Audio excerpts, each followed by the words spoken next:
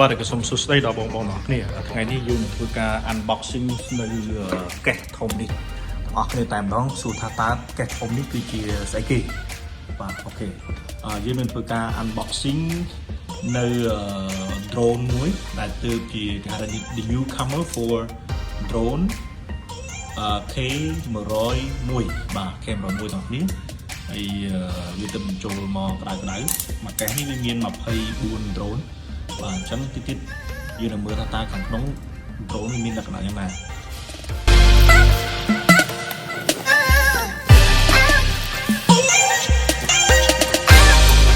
បងប្អូននេះគឺជាប្រភេទ drone របស់យើងដែលយើងទើបបញ្ចូល stock ថ្មីបាទ drone របស់យើងនេះគឺជាប្រភេទ drone K101 Max បាទតែជាប្រភេទ optical flow position បាទមានន័យថា drone នេះគឺមាន function របស់វាពិសេសមែនទែនគឺវាមាន 3 optical flow position មានថាវាការពារក្នុងការប៉ះទម្ងន់ឧបសគ្គមានថាវាការពារផ្នែកខាងឆ្វេងខាងស្ដាំ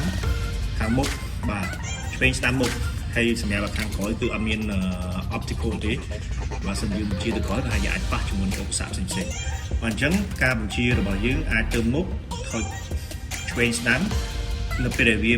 រៀបនឹងប៉ះជាមួយនឹងឧបសគ្គផ្សេងៗវានឹង drone នេះគឺវាអាចការពារខ្លួនវាតែម្ដងមានថាវាអាចថយឆ្វេងឬក៏ថយខាងស្ដាំបើសិនជាឧបសគ្គនៅខាងស្ដាំគឺវាថយមកខាងឆ្វេង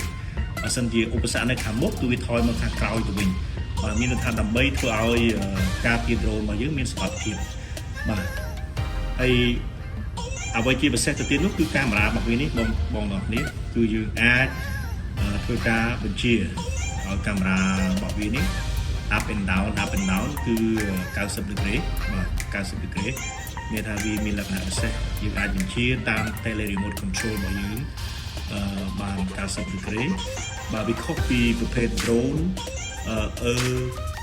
E99 បាទប្រភេទ drone E99 មានថាកាមេរ៉ារបស់វាជា dual camera ដែលមានកម្រិតច្បាស់វា 4K ពិតមែនប៉ុន្តែអានេះវា 4K ជាប្រភេទ 4K HD បាទជាប្រភេទ 4K HD អញ្ចឹងកម្រិតកាមេរ៉ារបស់វាច្បាស់ហើយវាជាប្រភេទ optical flow position គឺវាអាចការពារ drone របស់យើងមានលក្ខណៈសុវត្ថិភាពខ្ពស់มันអាចអនុញ្ញាតឲ្យ drone របស់យើងបុកជាមួយនឹង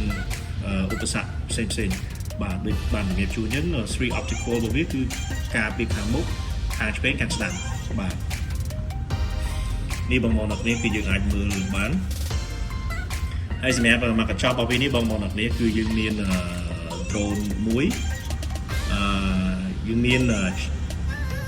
ខ្សែសាកមួយយើងមានថ្មចំនួន2បាទហើយយើងមាន tele remote control មួយបាទហើយចង់ជំរាបជូនបងផងដែរថារាល់ការទិញ RC Toys នៅក្នុង Smart Robot Shop WeCare យើងខ្ញុំគឺយើងនឹងថែមជូនថ្មដាក់ចូលនៅក្នុង tele remote control យើងតែម្ដងអូខេអញ្ចឹងដើម្បីចង់ដឹងថាខាងក្នុងរបស់វាមានអីអូខ្ញុំចុចជំរាបជូនបងប្អូនទាំងនេះនេះ function ល្អរបស់វានៅខាងនេះមួយទៀតដោយបងប្អូនបានឃើញអញ្ចឹងវាមានកាមេរ៉ា 4K HD បាទ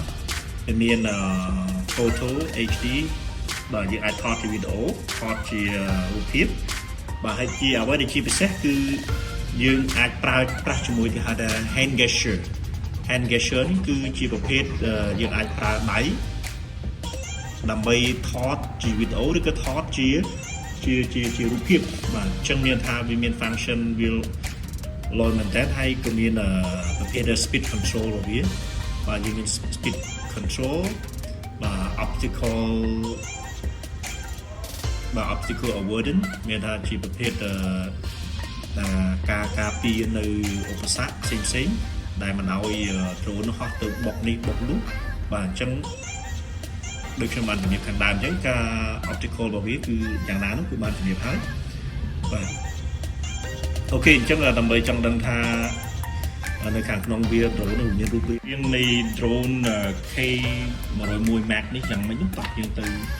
មើលរូបរាងខាងក្នុងនៃការ unbox របស់នេះបាទគឺអានេះបោកខាងក្រៅអានេះបោកខាងក្នុងរបស់យើងគឺនៅពេលបើកអស់នោះគឺរូបរាងរបស់វាគឺបែបហ្នឹងបាទអញ្ ចឹងអ្វីដែលយើងនឹងទទួលបានទីមួយគឺយើងទទួលបាន manual books មួយហើយរបៀបរបបក្នុងការប្រើប្រាស់ហើយក៏ចង់ជំរាបជូនបងផងដែរថា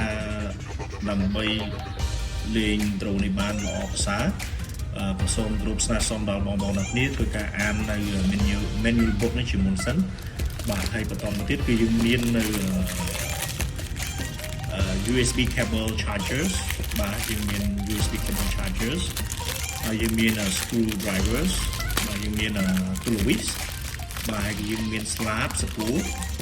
ហើយអ្វីដែលជាពិសេសទីនេះគឺយើងមានជើងសម្រាប់ការពារ slab ទាំង4របស់វាទៀតបាទអញ្ចឹងមកកញ្ចប់វាមានអានោះហើយមួយទៀតមកដល់នេះហើយយើងមានថ្មដូចជំរាបជូនខាងដើមនេះថ្មរបស់យើងមាន2មកកញ្ចប់នេះមាន2ថ្មរបស់វាបាទតែជាប្រភេទថ្ម original តែម្ដង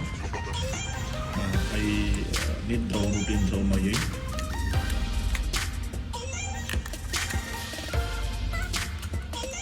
បាទសម្រាប់ drone នេះគឺមើលទៅมันខុសឆ្ងាយពី drone 99នេះប៉ុន្តែអ្វីដែលវាខុសប្លែកនោះគឺត្រង់ថា drone របស់យើងនេះកាមេរ៉ារបស់វាគឺយើងអាចបញ្ជាបាទវាអាចបញ្ជាបានអាចឲ្យកាមេរ៉ារបស់យើងធ្វើការបញ្ជាឡើងចុះ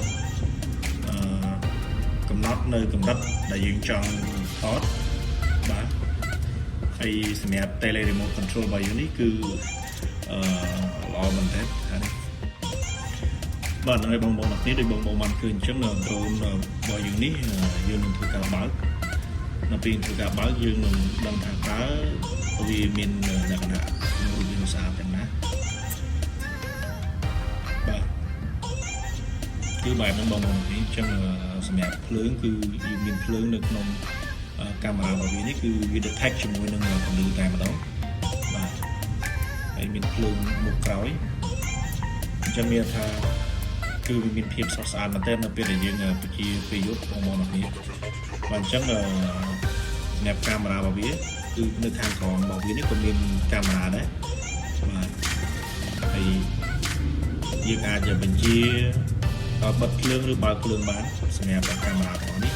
ប៉ុន្តែជាទូទៅនៅពេលយើងបញ្ជាពេលយប់គឺវា detect ជាមួយនឹងពន្លឺតែម្ដងបាទអញ្ចឹងវាពាក់ដោយ smart technology នៅលើ drone នេះភាគច្រើនបាទហើយសម្រាប់តម្លៃទៀតសោតបងគ្នាតម្លៃ drone K101 នេះគឺតម្លៃវាត្រឹមតែ$40តែប៉ុណ្ណោះបាទគឺយើងមានcomplete set របស់វាដូចបានជំរាបជូនខាងដើមអញ្ចឹងគឺយើងមានថ្ម2គ្រាប់ដើម្បីយើងលេងផ្លាស់ប្ដូរគ្នាហើយបាទសម្រាប់ថ្មមួយគ្រាប់គឺយើងអាចលេងបានចន្លោះពី15ទៅ20នាទីបាទអញ្ចឹងថ្ម2គ្រាប់យើងអាចលេងបាន40នាទីដែរបាទហើយសម្រាប់កម្រិតនៃកាមេរ៉ារបស់វាគឺច្បាស់គួរសមបងគ្នាបាទអញ្ចឹងសម្រាប់បងដែលចូលចិត្តលេង drone គឺអាចធ្វើការតំណតាម page Smart Shop WeCare យើងក៏បានឬក៏តាម channel YouTube Smart Shop WeCare យើងក៏បានបាទហើយក៏សូមគោរពអរគុណបងទាំងអស់គ្នាដែលបានធ្វើការតាមដាននៅវីដេអូខ្លីរបស់ខ្ញុំនៃការ unboxing នៅ drone K101 Max បាទហើយសម្រាប់ព័ត៌មានបន្ថែមសូមបងទាំងនេះអាចតំណតាម channel YouTube ក៏បានឬក៏អាចធ្វើការតំណតាម Facebook page Smart Shop WeCare បាទសូមអរគុណបងទាំងនេះដែលបានតាមដាននិងទស្សនានៅវីដេអូខ្លីរបស់ខ្ញុំ